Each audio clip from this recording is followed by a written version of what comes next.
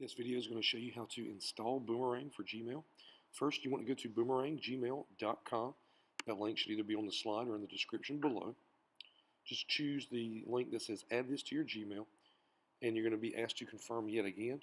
You're just going to click on add extension, and then you will actually instantly download Boomerang for Gmail. It'll already install, as you can see beside the word mail, a little Boomerang icon popped up. You can read the little note box or just close it out. I'm going to show you how to send a test message. So click on Compose, and you'll notice at the bottom of the screen you'll be able to select a button that says Send Later. You can choose any time. I'm just going to send one for an hour. Once the message is scheduled, then you get a confirmation you've been logged into Boomerang, and that window closes.